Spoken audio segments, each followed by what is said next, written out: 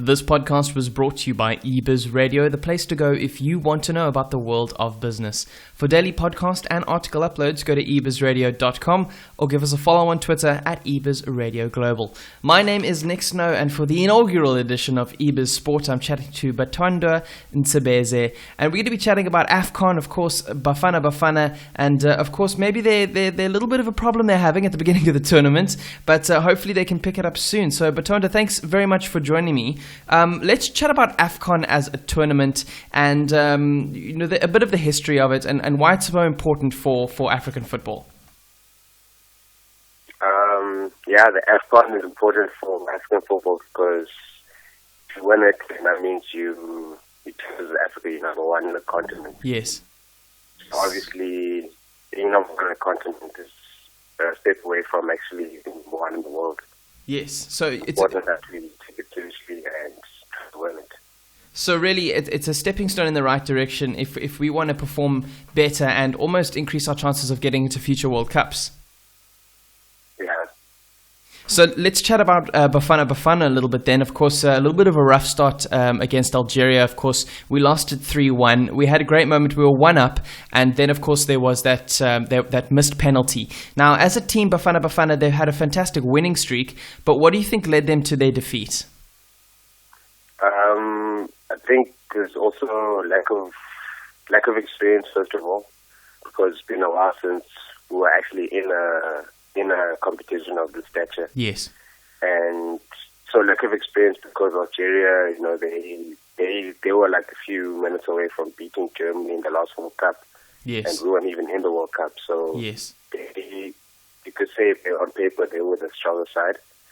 And also obviously the lack of, finishing, lack of scoring goals. Yes. Which has been our Achilles heels for years, for decades.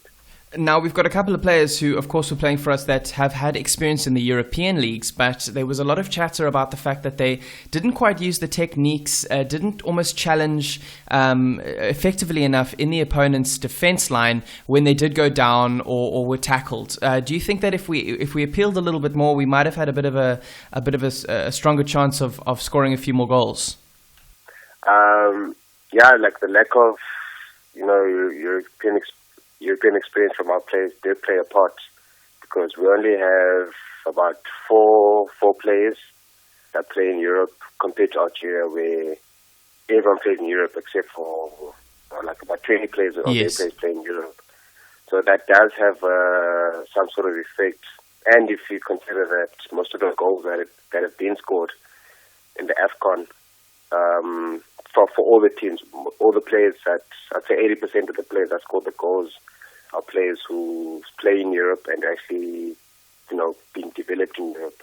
Yes. So that is a bit of a fact. Stats don't lie, so that could be a bit of a factor, the fact that, our lack of players playing abroad, right. was to our demise. Right. So now, obviously, it's not every player is going to have that opportunity to play overseas. We really need to be focusing, I think, from a grassroots level. Do you think there's a lack of academies, there's a lack of football development in South Africa? Yeah, if our academies had the same standards as the academies in Europe, then obviously we wouldn't need to actually we wouldn't need to send our players to go play there. If anything, maybe those Europeans will actually come play here. If our academies and our leagues were run as efficiently as the ones in Europe. Yes. So do we not have enough academies, or do you just think the quality and there's a bit of a lack of funding? It's the quality and the lack of funding because we have more than enough talent and soccer teams. Even if you look here locally in Cape Town, in the one district alone, there's about 300 teams in Cape Town alone. So in terms of clubs and talent, it's everywhere. But the question is, how are the players being educated in those clubs? It's the same as our school system, where you find that sometimes the school facilities at school aren't conducive for the learners to learn, and the teaching also. Like sometimes, the teacher is not even qualified properly to teach a subject, which affects. So I mean, the same problems we have with our education system, I'd say, is like parallel to our development in soccer, where we have more than enough players, more than enough teams and clubs, but the quality is what's lacking. So, in your opinion, what would we need to do to increase that quality? I think more resources. Like each club should have, or each player should be within, say, 30 minutes walk from a club with the proper facilities and the right coaching to develop. Where you find that out,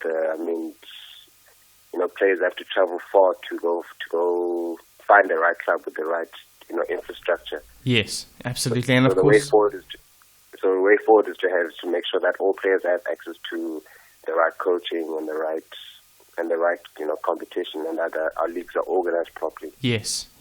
And is this at school level? Does it start there, or is it only as we're getting up into the leagues? Even school level, I think. School soccer, from my experience, what I've seen, especially here in Cape Town, I'd say it's almost non-existent. It's there, but it's more like child's play instead of contributing to even club soccer. And if you compare that to rugby and soccer, where the schools are actually the ones who produce the Proteas and the Springboks. Yes. Because I know in rugby, you can almost say, well, if you're going to this certain school and you are a decent rugby player, the chances of you getting into a provincial team or a league team are that much higher. So the funding, you're saying, really needs to start from the bottom. But, so I was going to say soccer. It's football, of course, has a massive following all over the world. And, of course, in Africa, it's absolutely massive. I know Nigeria just hosted the African Football Awards in January, and there's a lot of promising things out there. However, South Africa just doesn't even feature, yet our history in football, it's had its ups and downs, and we've certainly had the potential, but we've never just quite broken through the ceiling. So what are we going to need to do to take it to that next level? It's kind of a matter, because we've had Benny McCarthy won Champions League a few years back, so we have the potential to do it, but we just have to. I think we just have to believe in it and actually put in the work and actually make sure that we have the right structures. Yes, because it won't happen overnight, because we suffer from a lot of times complacency. For example, if you look at in '96 when we won the AfCON, from that we thought we reached the top and everything, all the work kind of stopped. And then obviously from '96 onwards, it's just been a whole downward spiral.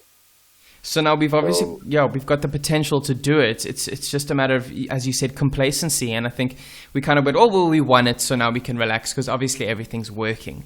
But now there was a situation sometime last year, towards the end of the year, where there was a particular South African player who was called up to play for Bafana Bafana. I can't exactly remember the player's name. However, they said no. They were, I'm tired, I don't want to play. Now, is that the type of complacency we're talking about here? Because, if your national squad, if your country calls you to play for them, surely the first thing you should do is drop everything you're doing and say, well, I'm out to do this for my country.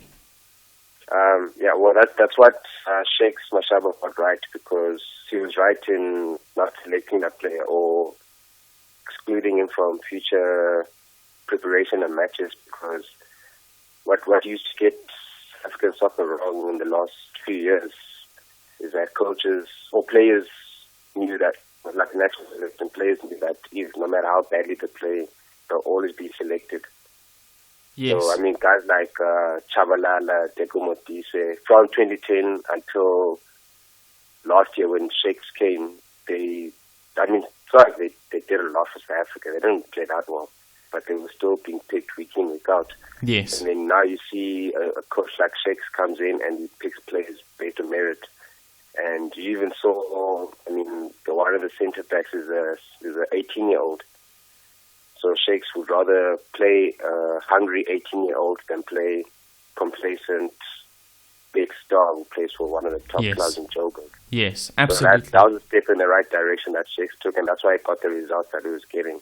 Definitely. Now South Africa looks like we're playing with more fire compared to when in the last few years when other coaches are there. Absolutely. And I think that'll also kind of give a wake up to those guys out there going, well, you know what, if you want to be lazy and if you just don't feel like it, then you obviously don't have a place in the South African squad, because they want players. I mean, yes, we're playing now 18-year-olds. However, if he continues on this trend, maybe we're not going to do so well in this AfCON tournament, but surely if he keeps the same system, give us 5, 6, 7 years, we could be back on top. Yeah, so imagine this Rivaldo Couture, this 18-year-old who, imagine how he's going to be in the next AfCON. He's going to be 22 years old. So, and he's been doing well. In fact, when he got injured in the match against Algeria, that's when you could say that's when we started having more defensive problems. So you find that there's an 18-year-old who's playing a big part because he was the right person for the job.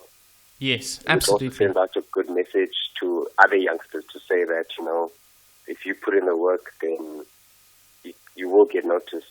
And the current system now allows young players to actually go on and represent the country if they're good enough. Which I think is brilliant. That's a positive thing, yeah.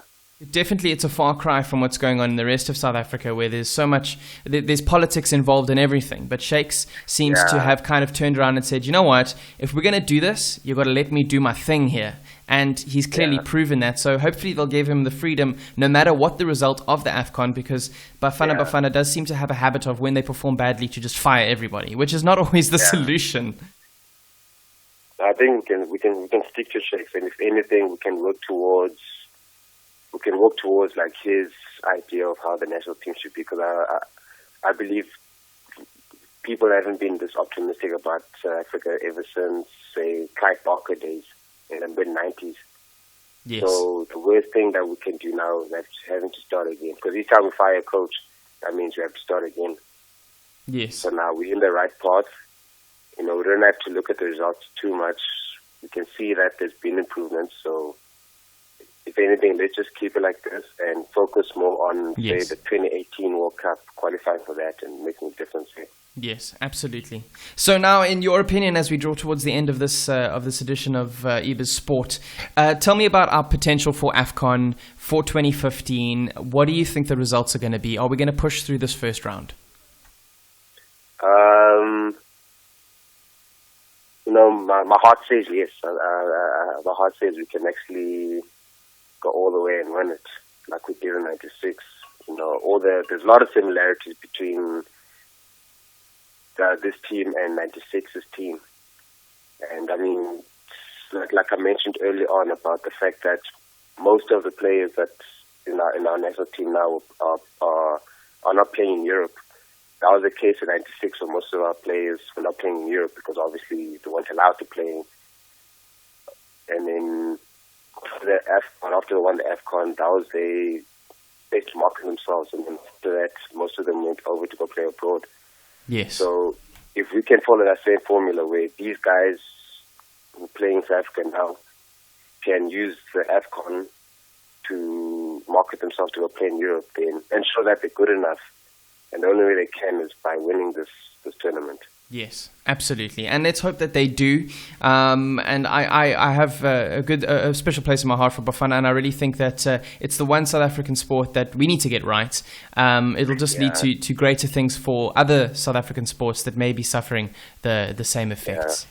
So that brings us wonderfully to the end of this edition of eBiz Sport. Batandwa, thank you very much for taking the time to chat to me. No problem. Thank you for having me.